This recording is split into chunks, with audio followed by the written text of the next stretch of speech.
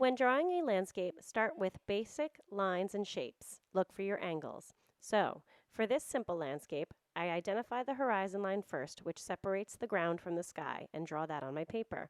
Next, I look for other lines and shapes. So I notice these lines in the fields. If I draw those vertically, it looks more like a fence.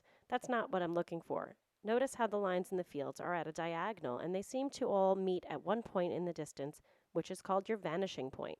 So I made a little dot on my horizon line, and I drew my diagonals. I can use my pencil to check the angle of each diagonal to make sure that I'm close, but you'll see that generally the field rows seem to be wider in the front, which is closest to me in the foreground on the bottom of the paper, and narrower in the back.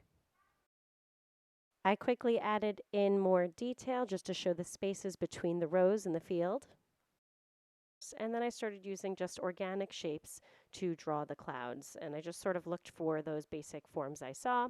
And for the sun, I kept it simple with a circle, and I can always add detail to that later.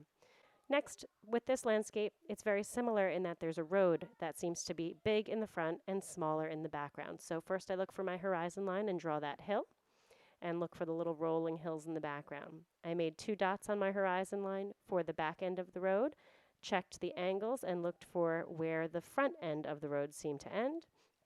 And then what I do is I sort of lightly air trace the road on the photograph and then follow that same motion when I draw it on my paper.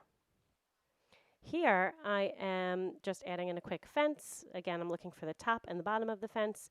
I drew in some quick little indications of grass, which I'll add more detail to later. With all the bushes and trees that are in the distance, they're all in the middle ground and background, so they're small. I'm just looking for basic shapes. I don't see every stem, every branch, or anything, so I'm going for circles, cone shapes, triangles, and organic bumpy shapes and ovals and things like that. So I'm just looking for basic shapes, and I'm erasing the horizon line where the tree overlaps the horizon lines.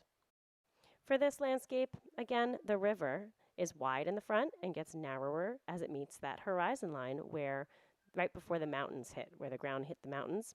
So I drew that in first. Then I looked for the shape of the angle of the trees on the left and right side and erased the extra horizon line that I don't see. Then if you need to, you're going to be adding in whatever's in the far distant background, like mountains in this case.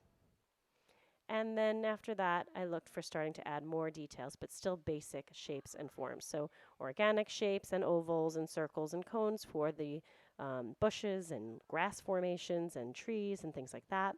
If you want to add in more details, if you see them like branches, if they're really close to you, you might see branches. So in that case, I added in a few basic lines to indicate those. Or for even more detail, remember and notice that trees get narrower as they get more towards the tips. So I draw a wider trunk and a narrower tip for each trunk or branch. As it gets further away from the tree, it gets narrower.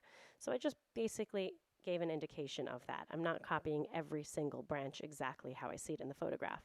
I'm just refining the shape of the tree's overall shape, picturing it as one big bush almost, as if I don't see individual leaves or I don't see individual branches. Look for the overall shape and simplify what you see as much as possible.